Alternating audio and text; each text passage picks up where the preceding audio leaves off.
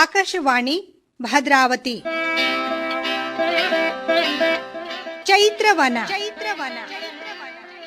ಲಕ್ಷ್ಮೀಶನ ಜೈಮಿನಿ ಭಾರತದ ಸಮಗ್ರ ವಾಚನ ವ್ಯಾಖ್ಯಾನ ಕಾರ್ಯಕ್ರಮ. ಪ್ರಸ್ತುತಿ ಡಾಕ್ಟರ್ ಎಎಸ್ ಶಂಕರನಾರಾಯಣ.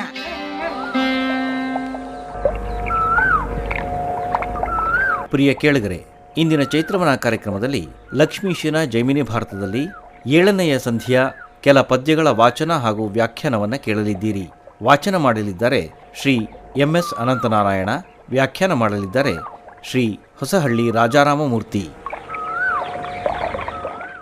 ತನಗೆ ಸಹಾಯ ಮಾಡಲು ಬಂದ ಭೀಮಸೇನನನ್ನು ಕಂಡು ವೃಷಕೇತು ನಗುತ್ತಾ ಹೇಳುತ್ತಿದ್ದಾನೆ, ಚಿಕ್ಕಪ್ಪ, ಮಕ್ಕಳು ಬಯಸಿದ ಹಣ್ಣಿಗೆ ತಂದೆ ಆಸೆ ಪಡುವುದು ಈ ಜಗತ್ತಿಗೆ ಆಶ್ಚರ್ಯವನ್ನುಂಟು ಮಾಡುತ್ತದೆ. ಇದು ನನ್ನ ಮೀಸಲಿನ ಯುದ್ಧ, ಇದಕ್ಕೆ ನೀವು ಆಸೆಪಟ್ಟು ಬರುವುದುಂಟೆ ಎಂದು ಪ್ರಶ್ನಿಸಿದಾಗ ಭೀಮ, ಮಕ್ಕಳು ಆಸೆಪಟ್ಟ ವಸ್ತು ಸುಲಭವಾಗಿ ಸಿಗುವಂತೆ ಮಾಡುವುದು ತಂದೆಯ ಕರ್ತವ್ಯ ತಾನೇ, ನಾನು ನಿನಗೆ ಸಹಾಯಕನಾಗಿ ಬಂದಿದ್ದೇನೆ ಎಂದು ಉತ್ತರಿಸಿದ್ದಾನೆ. ನಸು ನಗುತ ವೃಷಕೇತು ಬಳಿಕ ಕಾರ್ಮುಖವನೊದರಿಸುತ್ತೆ ರಿಪು ಸೈನ್ಯಮಂತಾಗಿದಂ ಮೀರ್ತು ಗರ್ಜಿ ಶಿವನಾಂತರಕ್ಕೆ ಸಿಡಿಲೆರಗಿದಂತೆ ಇದಿರಾಂತ ಭಟರ ಗೋಣ್ಗಳನರಿಯಲು ಮಸಗಿ ಚಿಂಬುವ ರಕ್ತಧಾರೆಗಳ್ ಕೂಡೆ ಕಣ್ಗೆಸೆದವೋ ಅಲ್ಲಿಯ ಕಿಚ್ಚಿನಂತೆ ಒಡನೆ ಮುಸುಕಿದೆಂದೆಸೆಯನು ಇಸುವಂಬು ಬಿರುಬಳೆಯಂತ ಹೊನಲಾಯ್ತು ರುಧಿರಂ ಪ್ರವಾಹದಂತೆ. ನಗುತ್ತ ವೃಷಕೇತು ತನ್ನ ಬಿಲ್ಲಿನಿಂದ ಬಾಣದ ಮಳೆಯನ್ನೇ ಕರೆಯುತ್ತಿದ್ದಾನೆ. ಕಾಡಿಗೆ ಸಿಡಿಲೆರಗಿದಂತೆ ಭಟರು ಉರುಳುತ್ತಿದ್ದಾರೆ.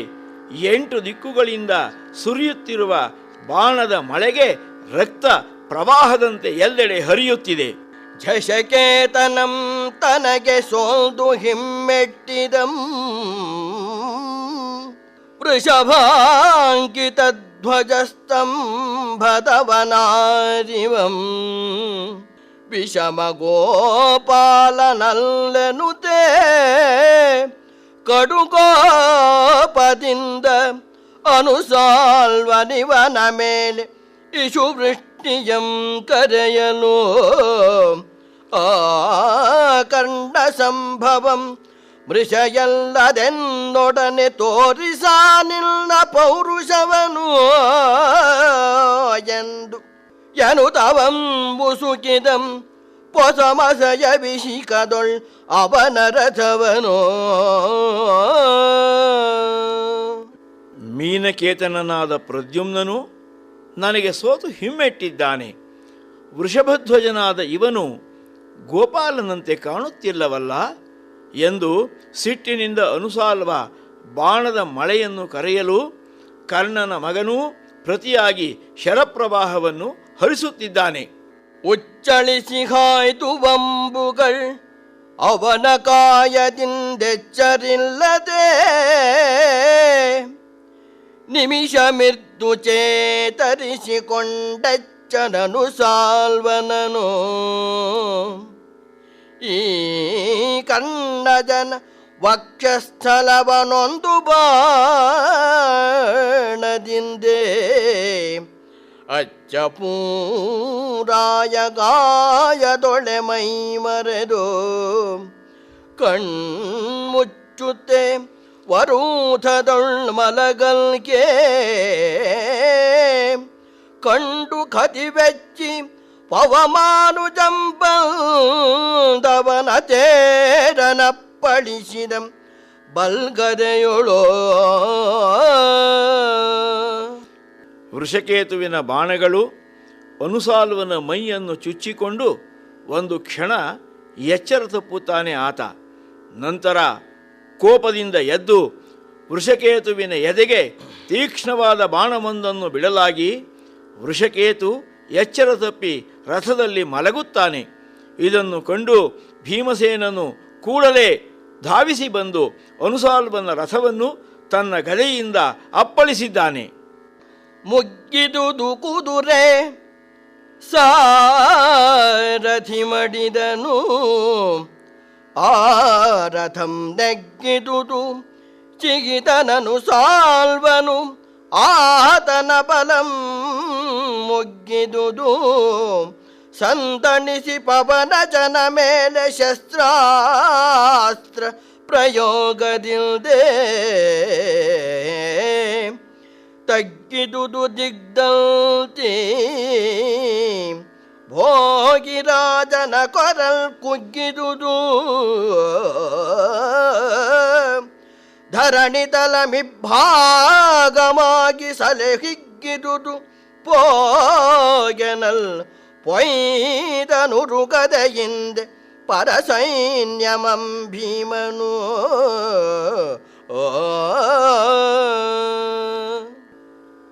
ಭೀಮಸೇನನ ಯುದ್ಧವೆಂದರೆ ಹೀಗೆ. ಆತನ ಗದೆಯ ಘಾತಕ್ಕೆ ನಿಲ್ಲುವವರುಂಟೆ.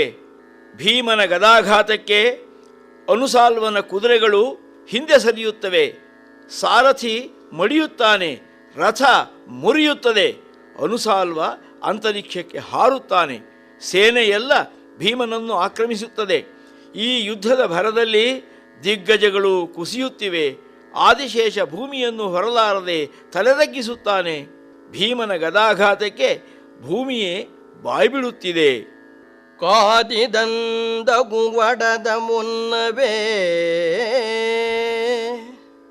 ತಂದಳಬಿಗೈದಿದಂಕದ ಭಟರ ತೇರ್ಗಳಂ ತೆಗೆದಿಳಗೆ ಮೋದದಿಂ ಕೊಂದನು. ಅಡಗೆಡಹಿದಂ ಸದದನ್ ಒದೆದಂ ಪಿಡಿದು ಸುಂಡಿಲ್ಗಳ ಸೇದಿದಂತಿಗಳ ನೀಡಾಡಿದಂ ರುಧಿರದಿಂ ನಾದಿದಂ ಧರೆಯನು ಉಸಿರ್ಗಾಳಿಯಿಂದಂ ಪಾರಲೂದಿದಂ ರಣದೊಲ್ಪಣದ ರಾಶಿ ಮಾಡಿದಂ ಪರಬಲದೊಳ ಭೀಮನು.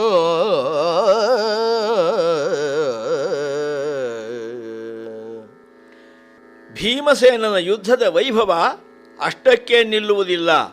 ತನ್ನ ಸಮೀಪಕ್ಕೆ ಬಂದ ಭಟರ ತೇರುಗಳನ್ನು ಎತ್ತಿ ನೆಲಕ್ಕೆ ಅಪ್ಪಳಿಸುತ್ತಿದ್ದಾನೆ. ಸಿಕ್ಕಿದವರನ್ನು ಕೊಲ್ಲುತ್ತಿದ್ದಾನೆ. ಆನೆಗಳ ಸೊಂಡಿಲನ್ನು ಹಿಡಿದು ಗಿರಗಿರನೆ ತಿರುಗಿಸಿ ನೆಲಕ್ಕೆ ಒಗೆಯುತ್ತಾನೆ. ಭೂಮಿಯೆಲ್ಲ ರಕ್ತಮಯವಾಗಿದೆ. ಹೆಣಗಳ ರಾಶಿ ಹಾರುವಂತೆ ಜೋರಾಗಿ ಊದುತ್ತಿದ್ದಾನೆ ಭೀಮಸೇನ. ಈ ಭೀಮನ ಯುದ್ಧಕ್ಕೆ ಭೀಮನೇ ಸಾಟಿತಾನೆ. ಮೆಟ್ಟಿದಂ ಮಡದೊಳಿಟ್ಟೊರಸಿ ಕಾಲಾಳ್ಗಳಂ ಘಟ್ಟಿಸಿದ ನುರುಬುವ ಹಯಂಗಳಂ ನಭಗೆ ತೆಗೆದಿಟ್ಟ ನಾನಗಳನ್ನು ಅಪ್ಪಳಿಸಿದಂ ತೇರ್ಗಳಂ ಧುರದೊಳು ಅನಿಲ ಜನ ಕೂಟ ಮುಟ್ಟಿ ಕಾದುವರುಂಟೆ. ಸೇನೆ ನಿಮಿಷಾರ್ಧದೊಳ್ ಬಟ್ಟ ಬಯಲಾಯ್ತು ಪೊಸರಥದೊಳೈತಂದಳವಿ ಕೊಟ್ಟನನು ಸಾಲ್ವನು ಅಂಬುಗಳ ಮಳೆಯಂ ಕರೆಯುತ ಆವೃಕೋದರನ ಮೇಲೆ. ಪದಾತಿಗಳನ್ನು ಕಾಲಿನಿಂದ ಹೊಸಕುತ್ತಿದ್ದಾನಂತೆ ಭೀಮಸೇನ. ಕುದುರೆಗಳನ್ನು ಕೈಯಲ್ಲಿ ಹಿಡಿದು ಆಕಾಶದಲ್ಲಿ ಒಂದನ್ನೊಂದಕ್ಕೆ ಘಟ್ಟಿಸುತ್ತಾನಂತೆ. ಆನೆಗಳನ್ನು ಎತ್ತಿ ಒಗೆಯುತ್ತಾನಂತೆ. ರಥಗಳನ್ನು ಪುಡಿ ಮಾಡುತ್ತಿದ್ದಾನಂತೆ. ಇಂಥ ಭೀಮಸೇನನ ಮುಂದೆ ಯುದ್ಧ ಮಾಡಲು ಯಾರಿಗೆ ತಾನೇ ಸಾಧ್ಯ? ನಿಮಿಷಾರ್ಧದಲ್ಲಿ ಯುದ್ಧ ಭೂಮಿ ಬಟ್ಟ ಬಯಲಾಯಿತು. ಹೊಸ ರಥವನ್ನೇರಿ ಅನುಸಾಲ್ವ ಮತ್ತೆ ಯುದ್ಧಕ್ಕೆ ಬರುತ್ತಿದ್ದಾನೆ. ಸಾಲ್ವಾನುಜಂ ಪೊಂದಿಸಲ್ಕೆ ಯಮದಂಡಮಂ ಪೋಲ್ವ ಗದಯಂ ಕೊಂಡು ಮತ್ತೆ ಮಾರು ಮಾರುತ ಸುತಂ ಮೇಳ್ವಾಯ್ದು ಬರಲು ಒಂದು ಬಾಣಮಂ ಕಿವಿವರೆಗೆ ತೆಗೆದೆಚ್ಚು ಬೊಬ್ಬಿರಿಯಲು ಕೋಲ್ವಕ್ಷದೊಳ್ಳಾಂಟಿತು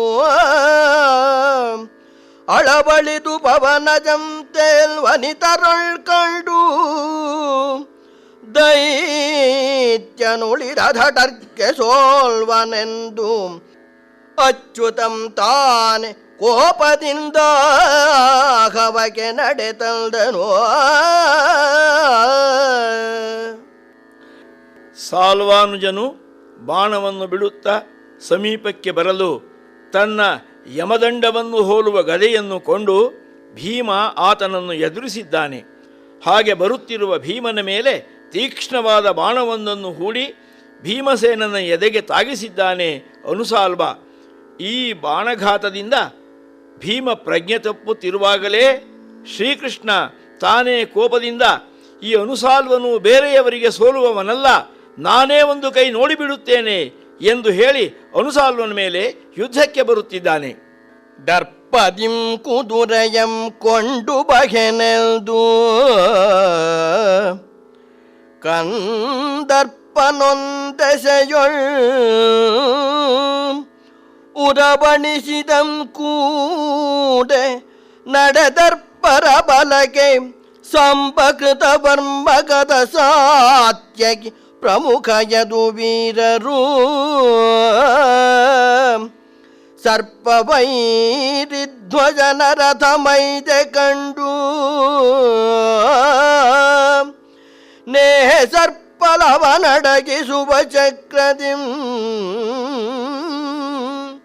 ದೈತ್ಯರ ಪೇ ಸರ್ಪರೆಯದಂತೆ ಮಾಡುವ ಕೃಷ್ಣನಿವನು ಎಂದರಿದು ಮೊರೆದನು ಅನುಸಾಲ್ವನು.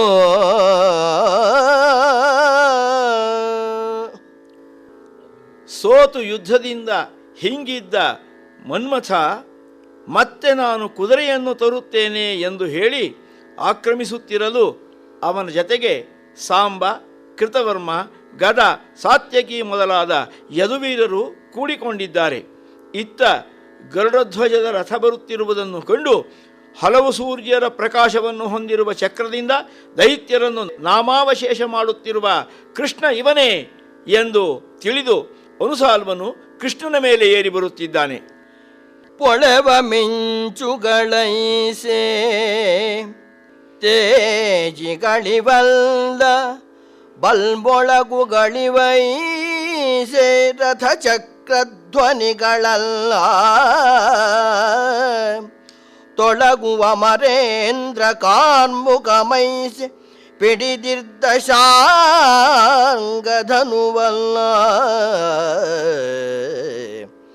ಬೀಳ್ವ ಮಳೆವನಿಗಳೈಸೆ ಕೂರಂಬುಗಳಿವಲ್ಲ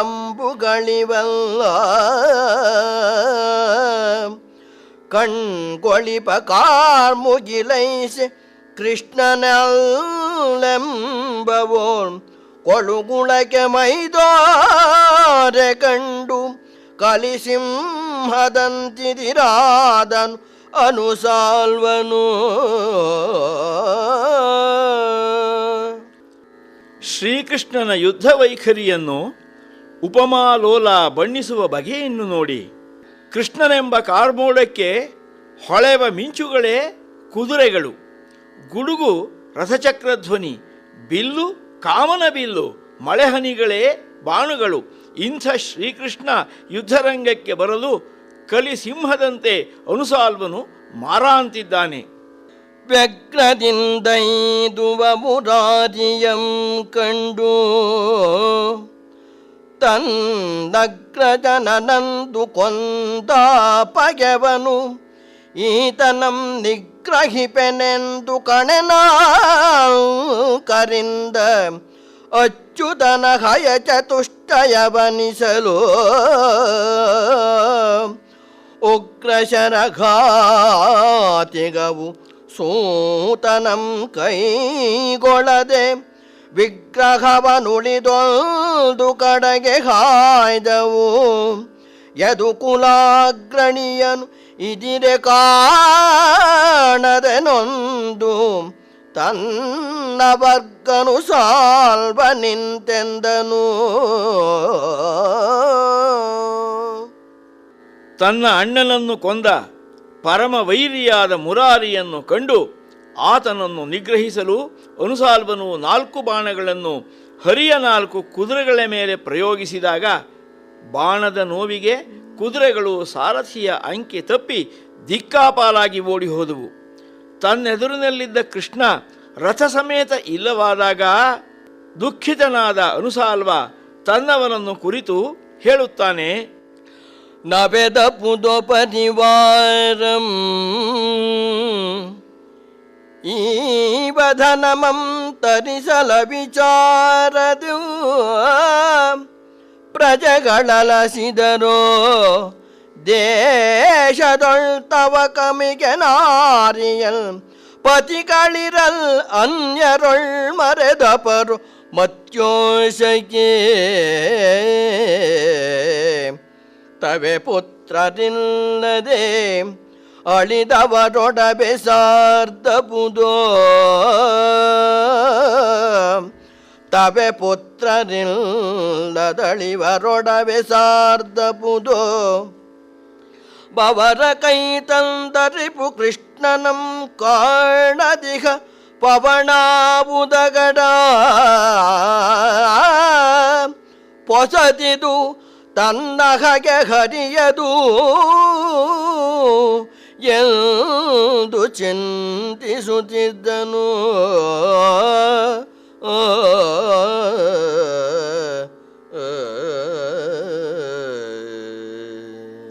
ತನ್ನೊಂದಿಗೆ ಯುದ್ಧಕ್ಕಾಗಿ ಶ್ರೀಕೃಷ್ಣನೇ ಬಂದುದನ್ನು ಕಂಡು ಉತ್ಸಾಹಿತನಾಗಿದ್ದ ಅನುಸಾಲ್ವ ಈಗ ಇದ್ದಕ್ಕಿದ್ದಂತೆ ಕೃಷ್ಣ ರಥ ಸಮೇತ ಕಾಣದಾದಾಗ ತನ್ನವರನ್ನು ಕುರಿತು ದುಃಖದಿಂದ ಹೇಳುತ್ತಿದ್ದಾನೆ. ನನ್ನ ಯಾವ ಪಾಪದಿಂದಾಗಿ ಕೈಗೆ ಸಿಕ್ಕ ಶತ್ರು ಹೀಗೆ ಮರೆಯಾಗಿ ಹೋದ? ನನ್ನ ಪರಿಚಾರಕರಿಗೆ ಸಂಬಳ ಸರಿಯಾಗಿ ನೀಡದ ಶಾಪವೇ? ಪ್ರಜೆಗಳನ್ನು ಸರಿಯಾಗಿ ಕಾಪಾಡುತ್ತಿಲ್ಲವೇ? ದೇಶದ ಸ್ತ್ರೀಯರು ಧರ್ಮಭ್ರಷ್ಟರಾಗಿ ಪತಿಗಳನ್ನುಳಿದು ಅನ್ಯಪುರುಷರನ್ನು ಆಶ್ರಯಿಸುತ್ತಿದ್ದಾರೆಯೇ? ಮಕ್ಕಳಿಲ್ಲದೆ ಮೃತರಾದವರ ಸಂಪತ್ತು ನನ್ನ ಕೋಶವನ್ನು ಸುರಿತೆ. ಇನ್ನಾವ ದೋಷ ಸಂಘಟಿಸಿದೆ ಎಂದು ಆಲೋಚಿಸುತ್ತಿದ್ದಾನೆ. ಕೈಗೆ ಸಿಕ್ಕ ಶತ್ರು ಹೀಗೆ ಮರೆಯಾಗಿ ಹೋದನಲ್ಲ ಎಂದು ಪರಿತಾಪ ಪಡುತ್ತಿದ್ದಾನೆ ಅನುಸಾಲ್ವ. ಅನ್ನಗಂ ಕುದುರೆಗಳನ್ನು ಉಪಚರಿಸಿ ಸಾರಥಿಗೆ ಸನ್ನೆಗೈದು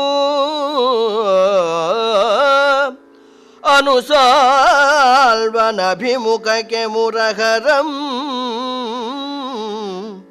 ಕೆನ್ನೆಗೇರಿಸಿ ಚಾಪದಲ್ಪೂಡಿದ ನಂಬನಾರ್ತಿಸುತ್ತೆ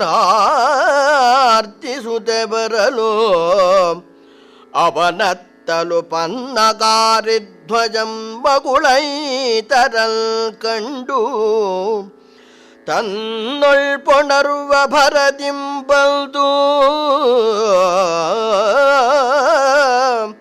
ಸಮರದೊಳ್ ಗಂಧಗತವನೆಸಗಲೇ ನಹುದು ಮಾರಂತು ನೋಡನು ತೆಗೆದೆಚ್ಚನು.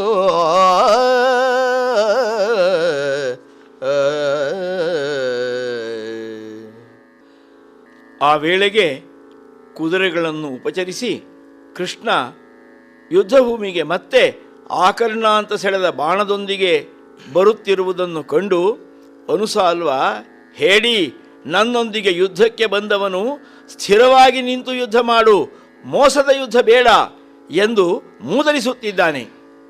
ಸಂಜನಿಸುವೆಳನಗೆಯೊಳಗಧರಂ ಮಾರಾಂ ಪೊಡಂಚುವೆವು ನಿಮಗೆ ಸಂಗ್ರಾಮದೊಳ್ ದಾನವರ ಭಂಜನೆ ಕಲಸಿದೊಡಂ ಬಿಡದಲ ನಮಗೆನುತೆ ತೆಗೆದಿಸಲ್ ಅದಂ ಸೈರಿಸಿ ಶಿಂಜಿನಿಯೊಳೊಂದು ಸರಳಂ ಪೂಡಿ ಬರೆಸೆಳೆದು ರಂಜಿಪ ವಿಶಾಲ ವಕ್ಷಸ್ಥಳವನೆಚ್ಚನು ಅಂಜನಾದ್ರಿಯ ಮೇಲೆ ಸಿಡಿಲೆರಗಿರಂತಾಗಿ ಧನುಜಾರಿ ಮೈ ಬರೆದನು.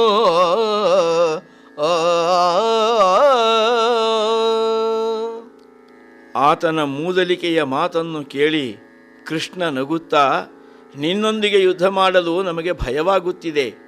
ಕೋಟಿ ಕೋಟಿ ದಾನವರನ್ನು ಕೊಂದಾದ ಮೇಲೆ ಇನ್ನು ಮುಂದೆ ದಾನವರೊಂದಿಗೆ ಯುದ್ಧ ಬೇಡ ಎಂದು ನಾನೆಷ್ಟು ಪ್ರಯತ್ನಪಟ್ಟರೂ ಆಗುತ್ತಿಲ್ಲವಲ್ಲ ಎಂದು ಹಾಸ್ಯ ಮಾಡುತ್ತಲೇ ಬಾಣಪ್ರಯೋಗ ಮಾಡಿದ್ದಾನೆ ಶ್ರೀಕೃಷ್ಣ.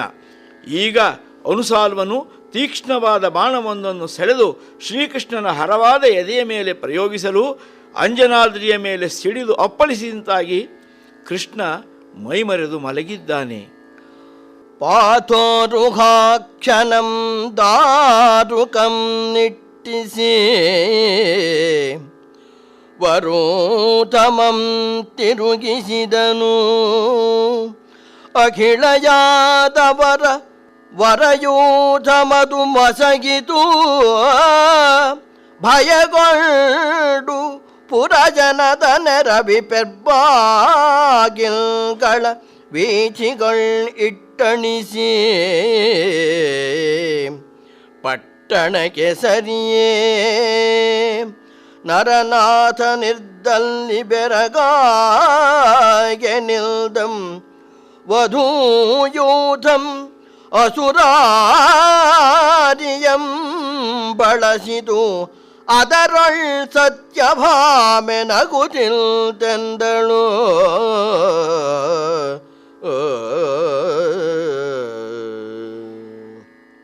ಪ್ರಜ್ಞೆ ತಪ್ಪಿದ ಕೃಷ್ಣನನ್ನು ಕಂಡು ಸಾರಥಿ ದಾರುಕ ರಥವನ್ನು ತಿರುಗಿಸಿದ್ದಾನೆ. ಯಾದವರೆಲ್ಲರೂ ಒಟ್ಟಾಗಿ ಯುದ್ಧಕ್ಕೆ ಆಗಮಿಸಿದ್ದಾರೆ. ಇತ್ತ ಹಸ್ತಿನಪುರದ ಜನರೆಲ್ಲರೂ ಭಯದಿಂದ ತಮ್ಮ ತಮ್ಮ ಮನೆಗಳಿಗೆ ಸೇರಿ ಬಾಗಿಲು ಹಾಕಿಕೊಂಡಿದ್ದಾರೆ. ಧರ್ಮರಾಜ ಬೆರಗಾಗಿದ್ದಾನೆ. ಸ್ತ್ರೀ ಸಮೂಹವೆಲ್ಲ ಕೃಷ್ಣನ ಉಪಚಾರಕ್ಕೆ ಆತನ ಸುತ್ತ ನೆರೆದಿವೆ. ಸೋತು ಬಂದ ಪತಿಯನ್ನು ಕಂಡು ಸತ್ಯಭಾಮೆ ಈ ಸಮಯದಲ್ಲೂ ಕಟಕಿಯಾಡುತ್ತಾಳೆ.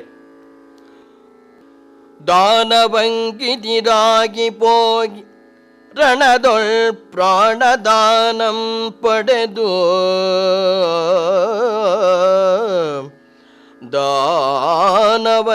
ದಾನವಂಗಿದಿರಾಗಿ ಪೋಗಿ ರಣದೊಳ್ ಪ್ರಾಣದಾನಂ ಪಡೆದು ಮರಳಿದ ನಿನ್ನ ಸತ್ವದ ನಿಧಾನವಂ ತಿಳಿದು ಅಹಿತರೇ ಗೈಯರ ಕಡ ನಿಜ ಶೌರ್ಯದಿಂ ಪ್ರದ್ಯುಮ್ನನ ನಿಜ ಶೌರ್ಯದಿಂ ಪ್ರದ್ಯುಮ್ನನ ಮಾನವಂ ಭಂಗಿಸಿದೆ. ನಿನ್ನಂ ಜಗದೊಳಾವಮಾನವಂ ಬಣ್ಣಿಸುವನು. ಇನ್ನು ನಿನ್ನದಟಿಗೆ ಸಮಾನರಂ ಕಾಣೆನೆಂದಳ್ ಸತ್ಯಭಾಮೆ ನಗುತ ಉರೆಜರೆದು ನಿಜಪತಿಯನು.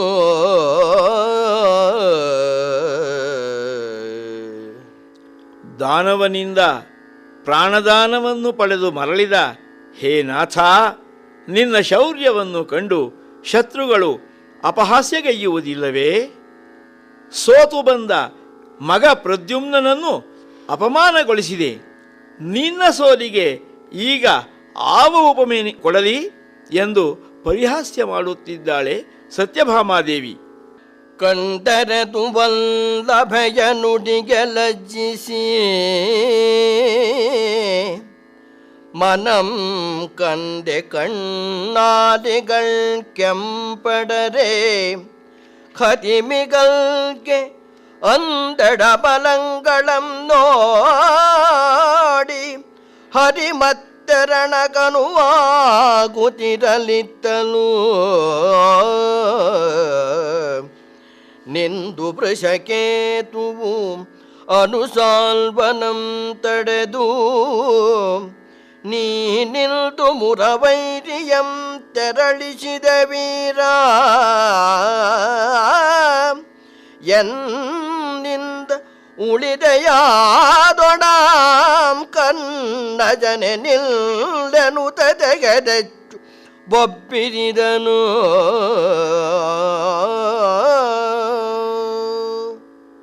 ಪ್ರೇಮದ ರಾಣಿಯ ಮೂದಲಿಕೆಯ ಮಾತುಗಳಿಗೆ ನಾಚಿದ ಶ್ರೀಕೃಷ್ಣ ಕೋಪದಿಂದ ಮತ್ತೆ ಯುದ್ಧಭೂಮಿಗೆ ಹೊರಡಲು ಅನುವಾಗುತ್ತಿದ್ದಾನೆ. ಇತ್ತ ಯುದ್ಧಭೂಮಿಯಲ್ಲಿ ಅನುಸಾಲ್ವನನ್ನು ತಾಗಿದ ವೃಷಕೇತು, ಶ್ರೀಕೃಷ್ಣ ಪರಮಾತ್ಮನನ್ನು ಮರಳುವಂತೆ ಮಾಡಿರುವ ನಿನ್ನನ್ನು ಇಂದು ನಾನು ಉಳಿಸಿದರೆ ಕರ್ಣನ ಮಗನೇ ಅಲ್ಲ ಎಂದು ಪ್ರತಿಜ್ಞೆ ಮಾಡುತ್ತಾ ಯುದ್ಧಕ್ಕೆ ತೊಡಗುತ್ತಿದ್ದಾನೆ.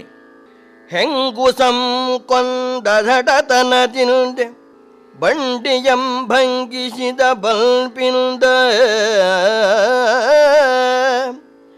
ಎತ್ತು ಕತ್ತೆಯ ನಿರಿದ ತುಂಗ ವಿಕ್ರಮದಿಂದೆ ಹಕ್ಕಿ ಹಾವಂಸದ ಸಾಹಸದೆ ಬೆರೆತಿರ್ದೊಡೆ ಸಂಗರದೊಳ್ ಆಳಗನೆ ಗೋಪನು ಅವನಂ ಯುದ್ಧರಂಗದೊಳ್ ತೆಲಗಿಬುದು ಎನಗೆ ಪರಾಕ್ರಮವೇ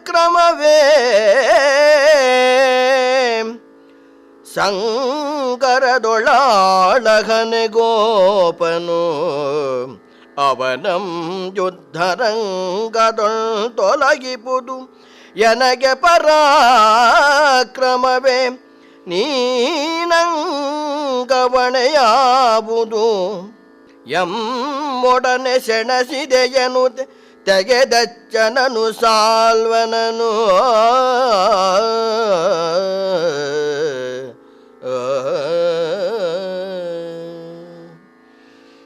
ಶ್ರೀಕೃಷ್ಣನನ್ನು ಪರಮಾತ್ಮ ಎಂದು ಹೇಳಿದುದು ಅನುಸಾಲ್ವನಿಗೆ ಇಷ್ಟವಾಗಲಿಲ್ಲ. ಕೃಷ್ಣನ ಪರಾಕ್ರಮವಾದರೂ ಎಂಥದು ಎಂದು ಅಪಹಾಸ್ಯ ಮಾಡುತ್ತಾ ಅನುಸಾಲ್ವ ಹೇಳುತ್ತಿದ್ದಾನೆ, ಹೆಂಗುಸನ್ನು ಕೊಂದುದೊಂದು ಪರಾಕ್ರಮ, ಬಂಡಿಯನ್ನು ಒದೆದುದೇ ಶೌರ್ಯ, ಎತ್ತು ಕತ್ತೆಗಳನ್ನು ಕೊಂದುದೇ ವಿಕ್ರಮ, ಹಕ್ಕಿ ಹಾವುಗಳನ್ನು ಘಾತಿಸಿದುದು ಸಾಹಸ. ಇದೇ ತಾನೇ ನಿನ್ನ ಗೋಪಾಲ ಮಾಡಿದ ಶೌರ್ಯ, ಇಷ್ಟೇ ತಾನೇ ನನ್ನೊಂದಿಗೆ ಯುದ್ಧದಲ್ಲಿ ನಿಲ್ಲುವ ಯೋಗ್ಯತೆ ಅವನಿಗಿದೆಯೇ? ನೀನೇನೆಂದು ಅವನ ಪರವಾಗಿ ಬಂದೆ ಎಂದು ಹೇಳುತ್ತಲೇ ಅನುಸಾಲ್ವನು ವೃಷಕೇತುವನ್ನು ಎದುರಿಸಿದ್ದಾನೆ. ಎಲವೋಗಳ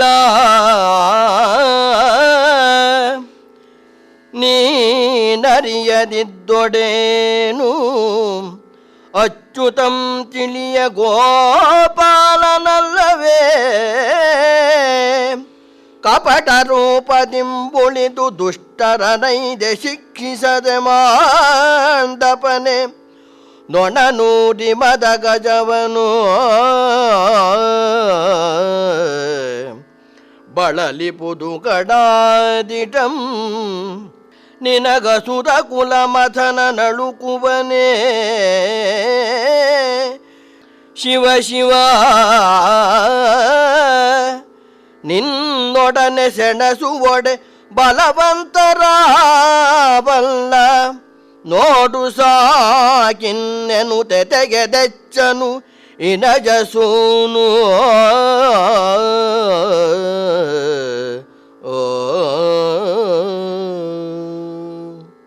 ಅನುಸಾಲ್ವನು ಶ್ರೀಕೃಷ್ಣನನ್ನು ಅಪಹಾಸ್ಯ ಮಾಡಿದುದು ವೃಷಕೇತುವಿಗೆ ಸಹನೆಗೆ ಬರಲಿಲ್ಲ. ಆತ ಕೋಪದಿಂದ, ದುಷ್ಟ ಅನುಸಾಲ್ವ, ಅಚ್ಯುತನ ಪರಾಕ್ರಮವನ್ನು ನೀನು ತಿಳಿಯದಿದ್ದರೇನು?